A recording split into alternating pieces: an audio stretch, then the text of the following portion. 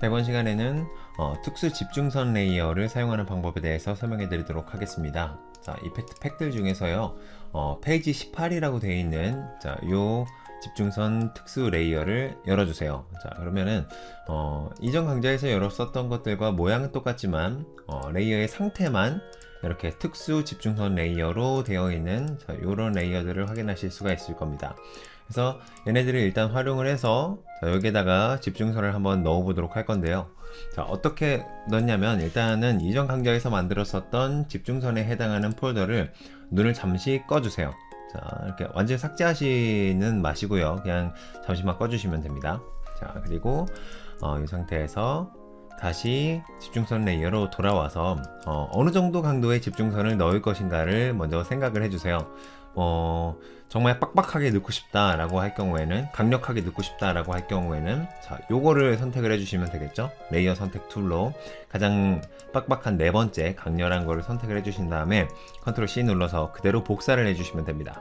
그리고 다시 돌아와서, 자, 이번에도 해당하는 그림의 가장 하단 부분에 레이어 폴더를 먼저 만든 다음에 여기에 붙여넣기를 해주세요.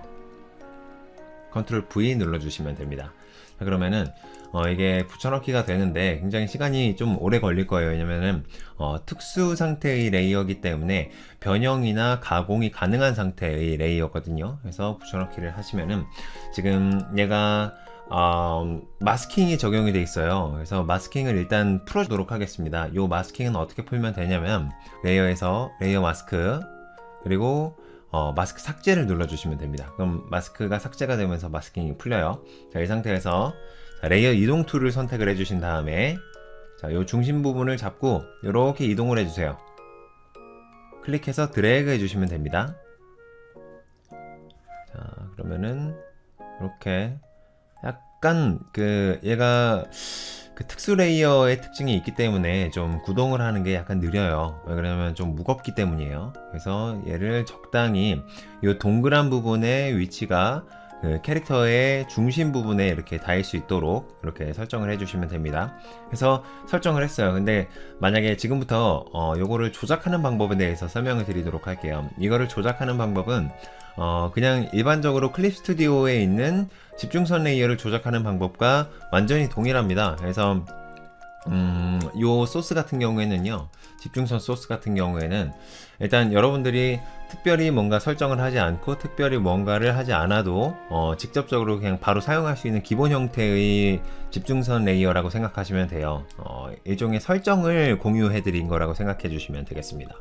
그래서 자, 레이어 오브젝트 툴을 선택을 해주세요. 자, 이 오브젝트 툴을 선택을 하시면은, 자, 선택을 하는 순간 얘네들을 편집할 수 있는 편집 창이 나옵니다. 이런 식으로 제어 점도 나오고요.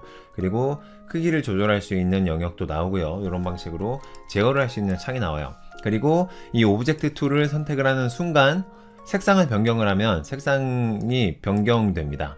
자, 이렇게 검정색으로 변경을 하고자 해서 검정색으로 쭉 이동을 하면 이렇게 검정색에 해당하는 집중선이 쫙 만들어지고요.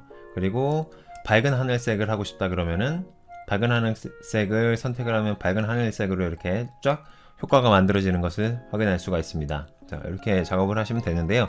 근데 이 색상을 변경을 하고 싶으실 때에는 보조색을 선택하신 상태에서 색상을 바꾸면은 색상 변경이 안 됩니다. 아무리 색상을 바꾸고 싶다고 하더라도 색상이 변경이 안 되죠. 그죠? 왜냐면 이거는 보조색을 선택했기 때문입니다. 이거를 그냥 정상적으로 색상을 바꾸고 싶다 그러면은 이게 메인색을 선택을 하셔야 돼요. 자, 색상 선택하는 것 자체를. 그래서 메인 선택을 하신 다음에 내가 필요한 색상을 선택을 하고, 자, 그리고 해당하는 색상으로 색을 조절해 주시면 됩니다. 근데 이게 무거우면 무거울수록 이게 수정되는 시간이 굉장히 많이 걸리거든요. 그래서 약간 좀 더디게 이렇게 수정이 될 거예요. 클립 스튜디오 자체가 컴퓨터에서 램 용량을 그렇게 메모리 용량을 아주 효율적으로 빨아서 사용하지를 못해요.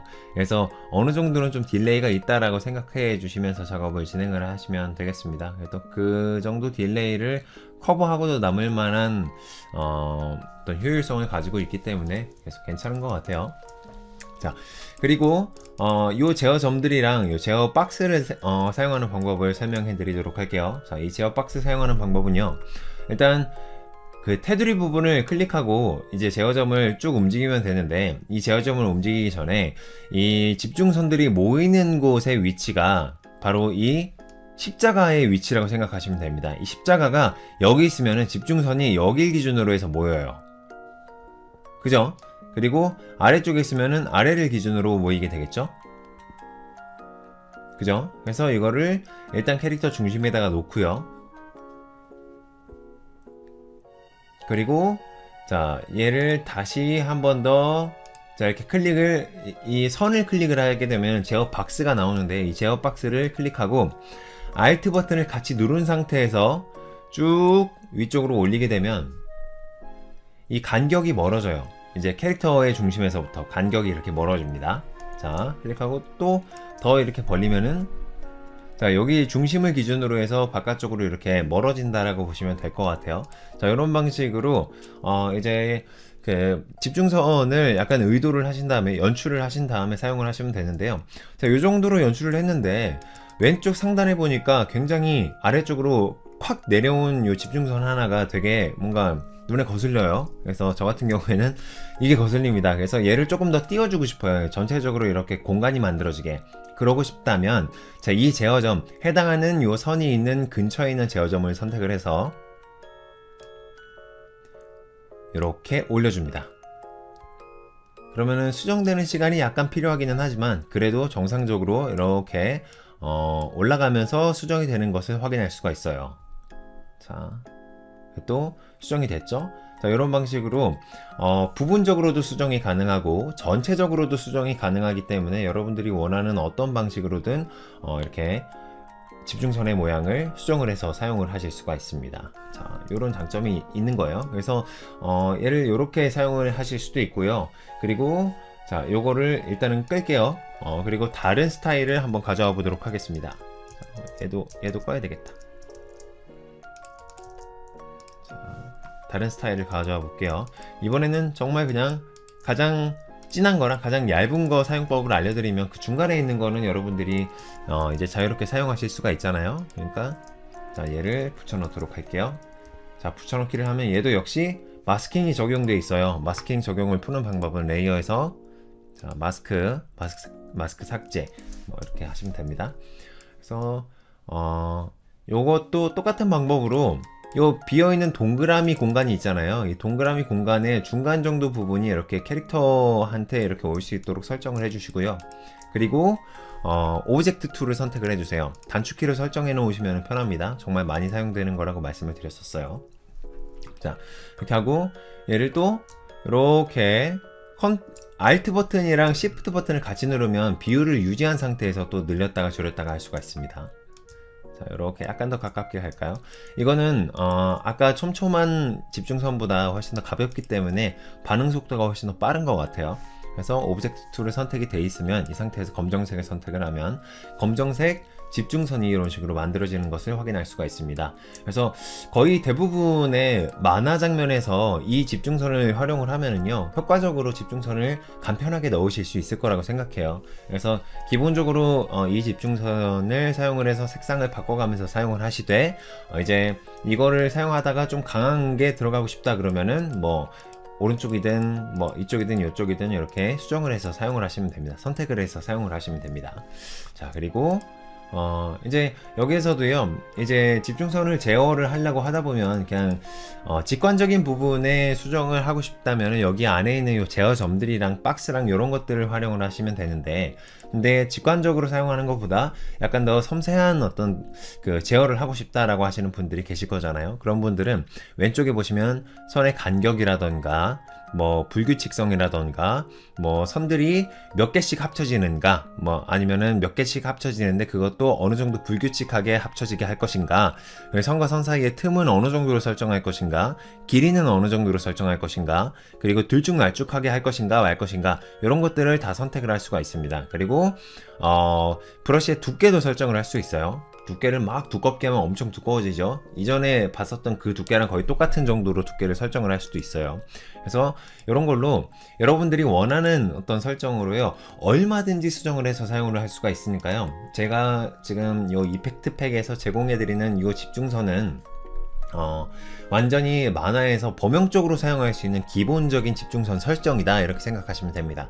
클립 스튜디오에서 기본적으로 제공하는 집중선 설정은 사실 만화에서 사용하기에는 조금 빈약해요. 그렇기 때문에 제가 직접 만들어서 사용하는 건데 여러분들도 활용을 하시면 좋겠다 싶어서 그냥 타격 이펙트 팩에 성격에는 어울리지는 않지만 그냥 집어넣어 봤습니다.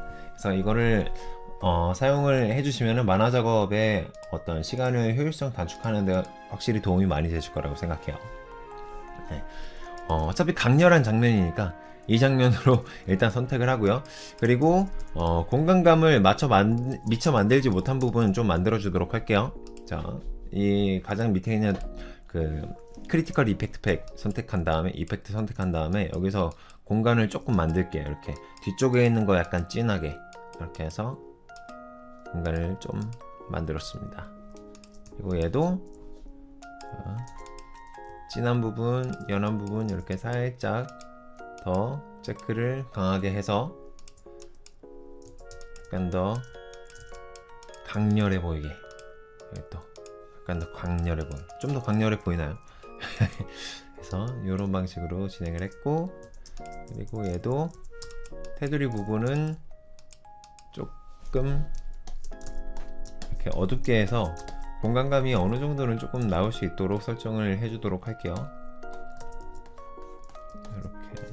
이렇게 얘도 어느 정도는 중간 부분이 약간 밝을 수 있도록, 너무 어둡게 만들지 않고, 여기도 앞에 있는 거랑 뒤에 있는 거가 이렇게 구분이 될 수 있도록 아래에 있는 거를 조금 어둡게 색상을 설정을 해서 이렇게 구분이 될 수 있도록 음영 처리를 해주도록 하겠습니다. 좋아요. 얘도 음영 처리 살짝 더, 얘도 음영 처리 살짝. 오케이. 이 정도까지 진행을 하면은 될 것 같네요. 좋아요. 이렇게 됐고, 네, 여기에서도 뭐 약간씩 추가적인 어떤 이펙트를 더 추가를 할 수 있기는 할 것 같기는 한데요. 기본적으로 이 정도로도 충분히 괜찮은 듯한 느낌의 이펙트가 만들어졌다라고 생각을 할 수가 있겠네요. 그런데 이 이펙트 팩은 기본적으로 소스로 만들어져 있기 때문에 여러분들이 어떤 방식으로 연출을 하시고 어떤 방식으로 사용을 하시느냐에 따라서 천차만별의 결과물이 나올 거라고 생각을 합니다. 그러니까 여러분들이 창의력을 100분 발휘해서 정말 멋진 이펙트들을 만들어 주셨으면 좋겠습니다. 그럼 이렇게까지 해서요, 타격 이펙트 팩의 사용법은 모두 마무리하도록 하겠습니다. 들작하세요. 고맙습니다.